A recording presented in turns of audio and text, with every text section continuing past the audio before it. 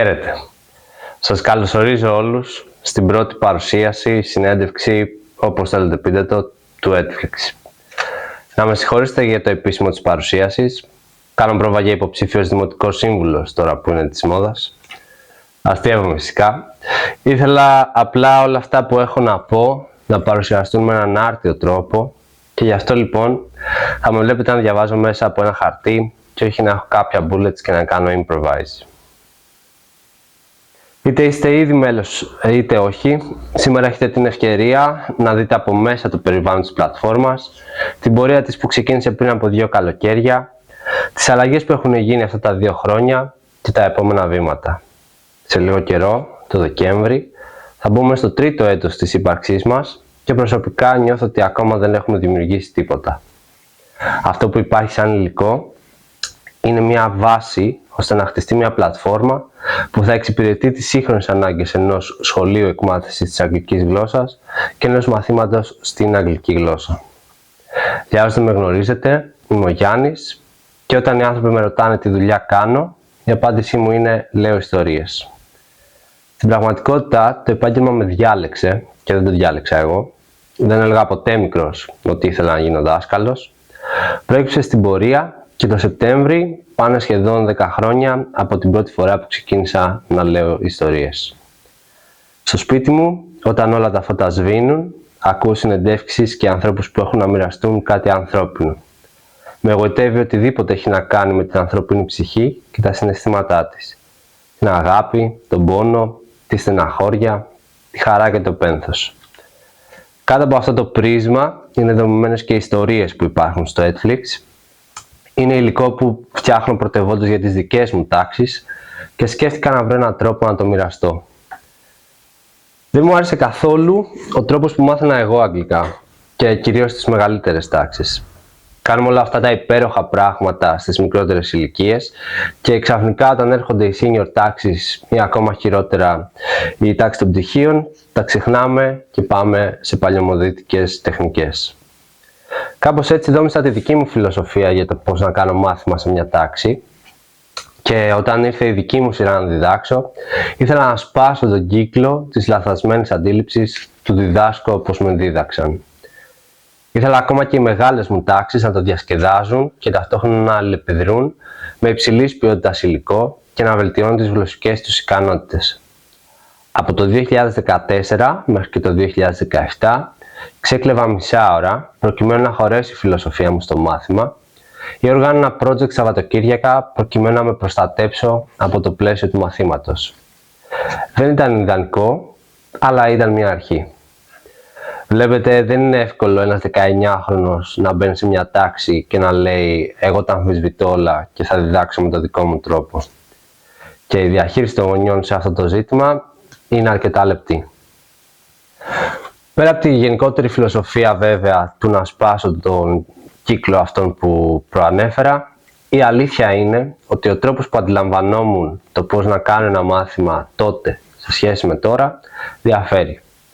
Κάτι τα νιάτα, κάτι απειρία, κάτι αμέτρητες ώρες διαβάσματος και τα λάθη που έκανα τα επόμενα χρόνια με έφεραν στη σημερινή θέση. Τα πράγματα βέβαια δεν είναι τα ίδια από τότε που μου έκαναν εμένα μάθημα. Πλέον υπάρχει το ίντερνετ και το YouTube και κάθε άλλη συλλογής πλατφόρμα, οπότε την πληροφορία δεν μπορεί να την κρύψει κανείς, όπως κάποτε. Σας έχει τύχει ποτέ να έρθει ένας μαθητής και να είναι πάρα πολύ καλός επικοινωνιακά λόγω του ότι παίζει video games, διαβάζει Reddit ή απλώς βλέπει βίντεο στο TikTok? Θα είναι σε λίγα χρόνια ένα ζήτημα λοιπόν πώς το υλικό μας και το σχολείο μας θα εξυπηρετεί αυτούς τους μαθητές που πρακτικά δεν θα μας έχουν και τόση ανάγκη. Τον τελευταίο χρόνο μάλιστα έχει γίνει ένα τεράστιο μπαμ με τα AI και τα οποία βρίσκονται ακόμα στην αρχή τους. Η απάντηση είναι ότι πρέπει όλες αυτές τις γνώσεις που έχουμε μέχρι στιγμής και όλα αυτά τα εργαλεία τα οποία είναι διαθέσιμα να τα εναρμονίσουμε και η δουλειά μας να ανέβει σε ποιότητα. Δεν είναι δυνατόν το 2023 να διδάσκουμε ακόμα με γνώμονα το 1990 και τις πρακτικές του ή ακόμα και το κομμάτι της αισθητικής εκείνης της εποχής. Και δεν μιλάω για την αισθητική της κουλτούρας που υπήρχε τότε, που ένα κομμάτι της το αγαπάμε, αλλά την αισθητική του design και του περιεχομένου που υπήρχε τότε. Για να μην παρεξηγηθώ, δεν είμαι υπέρμαχος του να απορρίψουμε εντελώς το market και τις πρακτικές του. Πρέπει να παντρέψουμε τις νέες συνθήκες και τις νέες ανάγκες που δημιουργούνται με όλη αυτή τη γνώση και τις πρακτικές που υπάρχουν όλες αυτές τις δεκαετίες, με μοναδικό γνώμονα να εξελιχθεί το ELT community. Ναι, κάποιες τεχνικές χρειάζεται να απορριφθούν και να τις απορρίψουμε, ώστε να προχωρήσουμε μπροστά. Αλλά αυτό δεν σημαίνει ότι θα αλλάξουμε 180 μοίρες στη δουλειά που κάνουμε. Μέσα από το Netflix θέλω όλα τα project μας να αποτελέσουν έμπνευση και αργότερα να έρθουν άλλοι άνθρωποι και να κάνουν αυτά που έχουμε φέρει εμείς 10 φορές καλύτερα. Με αυτούς τους βασικούς άξονες έχει δημιουργηθεί και το Netflix σαν πλατφόρμα. Θέλουμε να αμφισβητήσουμε, θέλουμε να παντρέψουμε φαινομενικά ανώμια πράγματα μεταξύ τους, θέλουμε να καινοτομήσουμε και θέλουμε να προσφέρουμε υλικό υψηλής αισθητικής και ποιότητας. Δεν ξέρω σαν ιδέα πώς μου ήρθε το Netflix ώστε να καταλήξει το project που είναι. Είναι μια ιστορία που όποτε με ρωτάνε δεν θυμάμαι και δεν έχω και τι να απαντήσω. Ήθελα απλώς να φτιάξω κάτι για να μοιραστώ τις ιστορίες μου. Και έχοντας αγνώσει το πώς κατασκευάζονται οι ιστοσελίδες, σχεδίασα ένα απλό design για αυτό που ήθελα να κάνω. Δυστυχώς δεν έχω κρατήσει πολλά αρχεία από τότε, αλλά μέσα από τις εικόνες που θα προβληθούν τώρα θα δείτε πώς έχει εξελιχθεί η αρχική σελίδα της πλατφόρμας. Είναι εμφανές το πόσο απλό σχεδιασμό είχε η αρχική σελίδα στην αρχή. Εδώ βλέπετε ένα απλό design, το οποίο ήταν η αρχική σελίδα μας πριν από 2 χρόνια και δεν ήταν τέλειο, αλλά ήταν μια αρχή. Και πολλές φορές το να κάνεις την αρχή είναι και αυτό που θα φέρει την εξέλιξη. Η αμέσως επόμενη αλλαγή ήταν το πρώτο βήμα προς ένα ακόμα φιλικότερο περιβάλλον και 2 χρόνια μετά το πλέον επικρατέστερο design είναι το πιο ευέλικτο, το πιο κομψό και το πιο σύγχρονο των τελευταίων ετών. Βλέπετε πως πλέον στα αριστερά της οθόνης σας υπάρχει ένα toolbar για ακόμα πιο άμεση και γρήγορη πρόσβαση στο κομμάτι του site που θέλετε να δείτε. Φυσικά, αυτό θα ξαναλλάξει κάποια στιγμή, έχοντας ως γνώμονα πάντα το πιο απλό και το πιο φιλικό για τον χρήστη περιβάλλον, ώστε να μπορεί να αξιοποιήσει σε μέγιστο βαθμό το Netflix. Το τελευταίο κομμάτι το οποίο άλλαξε φέτος είναι τα γραφικά μας. Εδώ μπορείτε να δείτε χαρακτηριστικά την τεράστια αλλαγή που έγινε, αναβαθμίζοντας όλη την εικόνα της βιβλιοθήκης. Ο βασικός πυλώνας του Netflix, όπως είπαμε, είναι οι ιστορίες. Είτε αυτές είναι με τη μορφή των lesson plans, είτε αυτές είναι με τη μορφή των escape rooms. Ας τα πάρουμε όμως με την αρχή. Ας τα πάρουμε όμως με τη σειρά. Η βιβλιοθήκη των lesson plans έχει χτιστεί στα πρότυπα των streaming πλατφορμών και εύκολα κάποιος μπορεί να ξεψαχνίσει το υλικό που υπάρχει ή ακόμα και να αναζητήσει συγκεκριμένο υλικό που είδα να προβάλλεται στα social media. Χρησιμοποιώντας την μπάρα αναζήτησης που υπάρχει, ο χρήστης μπορεί να αναζητήσει κάποιο lesson plan τόσο με το όνομά του όσο και με το level που επιθυμεί. Πληκτρολογώντας το level της τάξης που θέλετε, σας εμφανίζει και ποια lesson plans είναι διαθέσιμα για αυτό. Η πιο σημαντική διαφορά του Netflix όμως σε σχέση με άλλες πλατφόρμες είναι η σελίδα του κάθε lesson plan. Το Netflix είναι η μόνη πλατφόρμα που ένα lesson plan δεν είναι απλώς ένα χαρτί για εκτύπωση μαζί με τις οδηγίες του, αλλά ένας σύγχρονος οδηγός που συμπεριλαμβάνει φυσικά και το εκτυπώσιμο υλικό. Επειδή προφανώς και δεν μπορείτε να ξέρετε ακριβώς πώς φτιάχτηκε το συγκεκριμένο lesson plan, υπάρχει βίντεο επεξήγησης, στο οποίο εγώ προσωπικά σας αναλύω τη δομή του. Αυτή είναι και μία από τις αρχικές πρωτοπορίες της πλατφόρμας. Στη συνέχεια θα βρείτε μία παρουσίαση, την οποία μπορείτε να ανοίξετε στο διαδραστικό σας πίνακα και που καθοδηγεί εσάς για τη δομή του lesson plan. Αυτό όμως δεν αρκεί για τη συνολική εμπειρία του μαθήματος και γι' αυτό υπάρχει για κάθε lesson plan ένα printable worksheet, το οποίο εκτυπώνεται και μοιράζεται στους μαθητές σας. Η παρουσίαση και τα worksheet είναι αλληλοεξαρτώμενα, που σημαίνει ότι όσο προχωράει η παρουσίαση προχωράει και το worksheet και το αντίστροφο. Τέλος, πλέον υπάρχει ένα νέο χαρακτηριστικό διαθέσιμο και έτσι με το πάτημα ενός κουμπιού θα μπορείτε να συνομιλήσετε με κάποιο χαρακτήρα του lesson plan.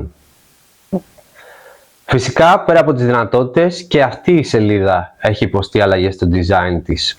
Εδώ μπορείτε να δείτε πώς ήταν πριν από 2 χρόνια και πώς είναι τώρα μετά τις πρόσφατες αλλαγές. Κάθε lesson plan θα ήθελα να σημειώσω πως έχει ανεβασμένο επίπεδο σε σχέση με αυτό που αναγράφεται. Δεν αντικατοπτρίζεται επακριβώς το επίπεδο στην κλίμακα του CFR και γι' αυτό μπορεί να δείτε ότι σε κάποια lesson plans είναι ελαφρώς ανεβασμένο σε δυσκολία το λεξιλόγιο σε σχέση με το CFR που αναγράφεται. Ο λόγος είναι ότι θέλουμε να προσφέρουμε μια εξαιρετικά δυνατή αλληλεπίδραση με την αγγλική γλώσσα υψηλού επίπεδου και να βελτιώσουν τα παιδιά στο μέγιστο τις γλωσσικές τους ικανότητες. Είναι εντάξει το να μην γνωρίζουν κάποιες λέξεις και αυτό είναι και το ζητούμενο. Να αλληλεπιδράσουν με αυτές και να τις καταγράψουν στο υποσυνείδητό τους. Στο καλύτερο σενάριο θα μάθουν κάποιες από αυτές ή ακόμα καλύτερα θα μάθουν να αναγνωρίζουν τι μπορεί να σημαίνουν αυτές οι λέξεις με βάση τα υπόλοιπα στοιχεία της πρότασης. Ένα ζωτική σημασία skill που τείνουμε να ξεχνάμε καθώς πιστεύουμε ότι στη λεξιλογική ανάπτυξη μετράει το να απομνημονεύουν λίστες και να τις γράφουν ορθογραφία. Παρ' όλα αυτά, κάθε lesson plan είναι προσαρμόσιμο και μπορεί να τροποποιηθεί σύμφωνα με τον καθηγητή, την τάξη και το σχολείο. Tasks που υπάρχουν μέσα μπορούν να προσπεραστούν, να απλοποιηθούν ή να αναλυθούν σε πιο σύνθετο ή πιο απλουστευμένο επίπεδο ανάλογα με την τάξη. Λέξεις που υπάρχουν μέσα μπορούν να εξηγηθούν κατευθείαν ή να δουλευτούν μέσω του skill που προανέφερα. Προσωπικά, έχω διδάξει τα lesson plans που βλέπετε, τουλάχιστον στο επίπεδο που αναγράφεται, πάντα με μικρές προσαρμογές. Τελευταίο που θα ήθελα να αναφέρω είναι πως τα lesson plan βασίζονται στην τεχνική του να επαναλαμβάνεται μια βασική δομή. Ο στόχος είναι μέσα από αυτά τα tasks που επαναλαμβάνονται να εξοικειωθούν οι μαθητές με κομμάτια της γλώσσας, είτε αυτό είναι γραμματική, είτε αυτό είναι λεξιλόγιο. Και θα με ρωτήσετε τι εννοείς να επαναλαμβάνονται. Το Edflix διαθέτει μια γκάμα lesson plan που το χρόνο που έρχεται θα ξεπεράσει τα 100. Αυτά ναι μεν είναι αυτοτελή και δεν χρειάζεται να έχετε διδάξει κάποιο άλλο πριν, αλλά μπορούν και να συνδυαστούν. Έτσι, τα lesson plans του section με τις προσωπικότητες για παράδειγμα, αν συνδυαστούν θα δείτε ότι κάθε εβδομάδα έχουν ένα κοινό άξονα στη δομή τους και επαναλαμβάνονται συγκεκριμένα task. Με το να γίνεται αυτό, στοχεύουμε στη μέγιστη γλωσσική ανάπτυξη και μπορεί να σας φανεί παράξενο στην αρχή της χρονιάς να δείτε κάτι που αποσκοπεί στον πλάγιο λόγο ας πούμε, αλλά δεν χρειάζεται να περιμένετε αυτή τη μία φορά το χρόνο να διδάξετε τον πλάγιο λόγο. Αντίθετα, αν είναι ένα κομμάτι εβδομαδιαίο, μετά από αρκετό καιρό θα δείτε ότι θα έχουν αφομοιώσει το πώς γίνεται. Η αρχή είναι πάντα το δύσκολο κομμάτι, αλλά όσο προχωράει η χρονιά, όλα θα γίνονται πιο εύκολα. Σε πάρα πολύ επιφανειακό επίπεδο λοιπόν, ένα lesson plan μπορεί να ικανοποιήσει το κομμάτι της διδασκαλίας της γραμματικής ας πούμε, αλλά αυτό που στοχεύουμε είναι σε ουσιαστικό επίπεδο η κάθε ιστορία να συγκινήσει και να προβληματίσει τους μαθητές. Μετά από 2 χρόνια έχει δημιουργηθεί μια δυνατή βάση με ιστορίες, η οποία θα γίνει σύντομα revised και θα ενισχυθεί περαιτέρω. Ο τρόπος που φτιάχνουμε lesson plan πλέον έχει αλλάξει και γι' αυτό κάποια που ανήκουν στην πρώτη γενιά που είχαν αναρτηθεί, σύντομα θα υποστούν μικροαλλαγές ώστε να συμβαδίζουν με τα υπόλοιπα. Σε ό,τι αφορά τα επίπεδα, προς το παρόν, το 70% των ιστοριών στην πλατφόρμα αφορούν πάνω από το Β1. Και κάπως έτσι, θέλω να σας παρουσιάσω τον πρώτο μας στόχο για τα επόμενα 2 έτη. Μιας και το Edflix υστερεί σε ιστορίες για τα πιο χαμηλά επίπεδα, θα αφιερώσουμε τα επόμενα 2 χρόνια σε αυτά. Ήδη βρίσκεται στα σπάργανα η πρώτη σειρά lesson plan που θα κυκλοφορήσουν για αυτά τα επίπεδα και σαν θεματική τους θα έχουν διάφορα animals. Θα ακολουθήσουν βέβαια και άλλες θεματικές στον επόμενο χρόνο. Σε πιο αργούς ρυθμούς, μέχρι τουλάχιστον να εξομαλυνθεί η ανισορροπία που υπάρχει, θα συνεχίσουν να προστίθενται lesson plan και για τα μεγαλύτερα επίπεδα. Σε ό,τι αφορά τις θεματικές, ανεξαρτήτως επίπεδου, μέσα στα επόμενα 2 χρόνια, ο στόχος είναι να προσθεθούν οι εξής και να φτάσουμε σε σύνολο τα 200 lesson plan.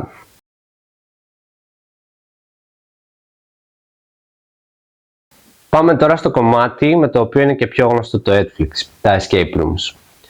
Τα escape rooms έχουν κάνει μεγάλο δρόμο από τότε που πρώτο ξεκίνησαν.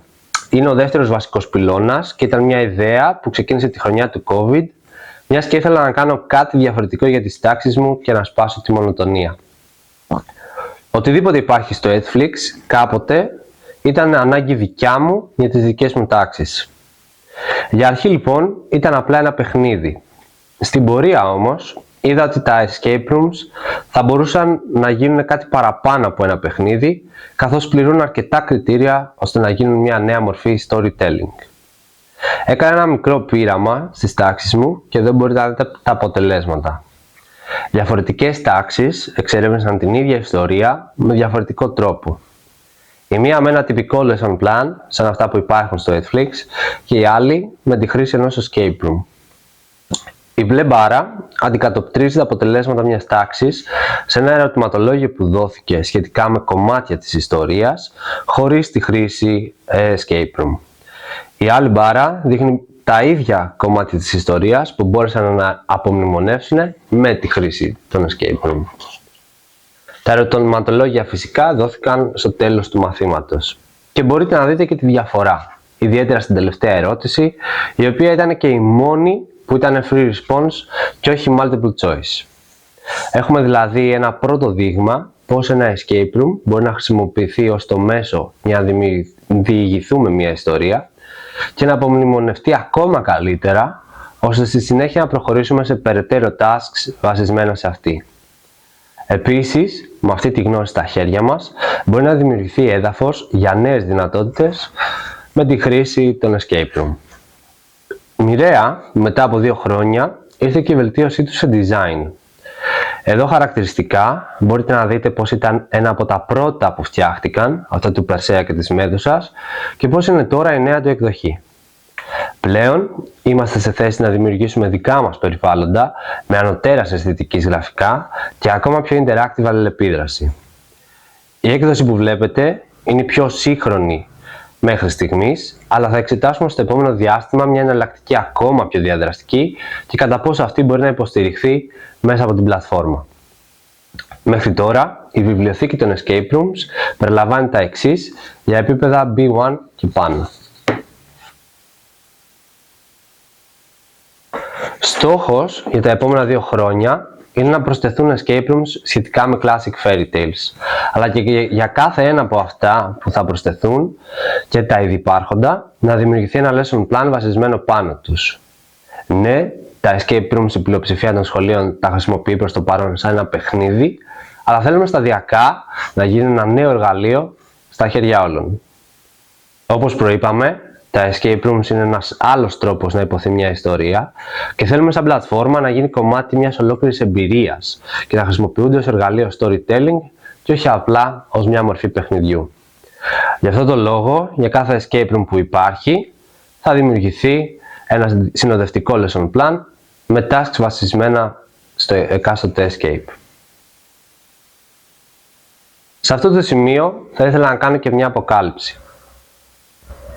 Καλώς εχόντων των πραγμάτων, το Σεπτέμβρη θα γίνει διαθέσιμο ένα καινούριο project που βρίσκεται στα τελειώματά του αυτή τη στιγμή.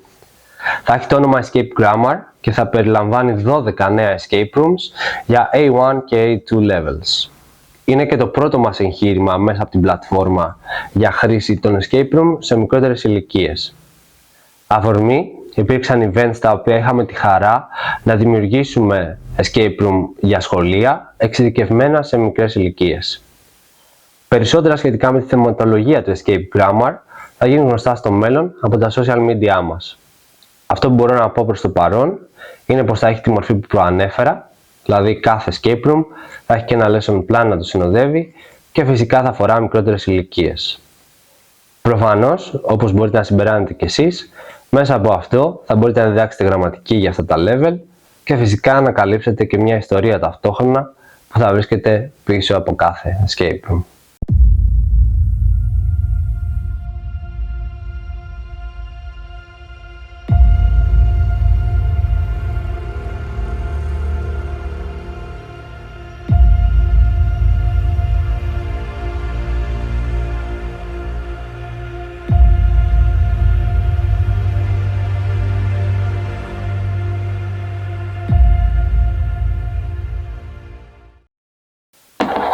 Ως προς τη γενικότερη φιλοσοφία της πλατφόρμας και τους επόμενους στόχους, Δίνουμε βάση στις νέες τεχνολογίες και στο πώς αυτές μπορούν να παντρευτούν με όσα μας είναι ήδη οικεία. Η τεχνολογία δεν χρειάζεται να είναι αυτός σκοπός, αλλά ούτε πρέπει και να δαιμονοποιείται. Αντίθετα, χρειάζεται να εναρμονίζεται και να βελτιώνει τη δουλειά μας, προσφέροντας μια έξτρα αισθητική σε αυτό που κάνουμε. Ο πόλεμος της εποχής γενικότερα είναι κυρίως αισθητικός. Η γνώση είναι όλη εκεί έξω. Ανάμεσα στα διάφορα project που σχεδιάζουμε για το μέλλον, υπάρχει ένα που πραγματικά θα ξεχωρίσει και θα ανεβάσει το επίπεδο του storytelling και των visuals. Μετά το Δεκέμβρη θα υπάρξει πιθανά νέο βίντεο με ανακοινώσεις, το οποίο θα ταράξει για τα καλά τα νερά του ELT community. Είναι προσωπικός μου στόχος να γίνω Netflix ο πρωτοπόρος σε αυτό το project και να ανοίξει διάπλατα ο δρόμος και για άλλους να ακολουθήσουν τον δρόμο που θα χαράξουμε. Δεν φοβόμαστε τον ανταγωνισμό, ούτε αν θα μας αντιγράψουν, μοιραία θα συμβεί ή συμβαίνει ήδη. Αυτό που θέλουμε σαν οργανισμός και εγώ προσωπικά είναι, όπως προείπα, τα 5 πράγματα που κάνουμε να αποτελέσουν έμπνευση ώστε να δημιουργηθούν άλλα 100 ίδιας και καλύτερης ποιότητας, ώστε να ανέβει το επίπεδο των υπηρεσιών που προσφέρει το ELT. Σίγουρα είναι άσχημο να σας αντιγράφουν, αλλά τίποτα πια δεν μπορεί να μείνει κρυφό. Στο κάτω-κάτω όλοι ξέρουν ποιος έχει κάνει τι, οπότε δεν χρειάζεται να αποδείξουμε ότι δεν είμαστε ελέφαντες ή δεν το κάναμε πρώτοι. Για να πάμε πίσω στο project. Η πρώτη φάση του έχει ολοκληρωθεί. Η πρώτη φάση αφορούσε το υλικό το οποίο θα διανεμηθεί και το οποίο είναι έτοιμο. Αλλά επειδή είναι σύνθετο σαν εγχείρημα και χρειάζεται και άλλα παρελκόμενα πέρα από αυτό που θα δημιουργήσουμε εμείς, μέχρι όλα να είναι πλήρως λειτουργικά και προσβάσιμα για τον απλό καθημερινό χρήστη, δεν θα αποκαλυφθούν περισσότερα. Θέλουμε να δημιουργήσουμε κάτι μοναδικό, αλλά και οικονομικά προσιτό για όλα τα σχολεία. Σαν στόχος είναι τους πρώτους μήνες του νέου έτους να είναι έτοιμο σαν project στο 100% και να είναι έτοιμο προς χρήση μετά το τέλος της επόμενης σχολικής χρονιάς. Σε άλλα νέα, τον Αύγουστο θα γίνει ένα lesson plan διαθέσιμο για όλους, ανεξαρτήτως αν είστε subscribers ή όχι, με όλες τις λειτουργίες που έχουν τα lesson plan μας ενεργοποιημένες. Ο χαρακτήρας αυτού του lesson plan σταδιακά θα πάρει θέση στη λειτουργία της πλατφόρμας και θα γίνει το digital πρόσωπο του Netflix. Την ιστορία του δεν θα σας την πούμε εμείς, αλλά θα την αφήσουμε να την διηγηθεί μόνος του και να την ανακαλύψετε. Ελπίζουμε να αγαπήσετε και την ιστορία του και αυτόν και πως η ιστορία του θα αγγίξει όσο περισσότερες ψυχές γίνεται. Όπως είπα λίγο πριν, αυτός ο χαρακτήρας θα πάρει θέση στην πλατφόρμα και θα σας καθοδηγήσει για να θέσετε υποψηφιότητα για School of the Year. Θέλουμε να επιβραβεύσουμε από εδώ και στο εξής τα σχολεία ή το σχολείο έναν χρόνο που κάνει καλή χρήση της πλατφόρμας. Κάθε μήνα θα σας αναθέτει challenges και στο τέλος ένα από τα σχολεία που θα συμμετάσχουν θα ανακηρυχθεί ως Netflix School of the Year, κερδίζοντας και τον τίτλο και ένα mystery box. Περισσότερες λεπτομέρειες για τα challenges και τις επιβραβεύσεις θα δοθούν στο επόμενο διάστημα. Θα ήθελα να σας ευχαριστήσω που παρακολουθήσατε αυτή την πρώτη συνέντευξη τύπου. Εύχομαι καλό καλοκαίρι σε όλους, να ξεκουραστείτε και να βάλετε σαν προτεραιότητα την ψυχική σας υγεία. Γενικότερα η ψυχική υγεία είναι ένα σημαντικό κομμάτι το οποίο τείνουμε να αγνοούμε, οπότε καιρός είναι να της δώσουμε και αυτήν σημασία. Για άλλη μια φορά σας ευχαριστώ που παρακολουθήσατε αυτή τη συνέντευξη και τα λέμε ξανά σύντομα.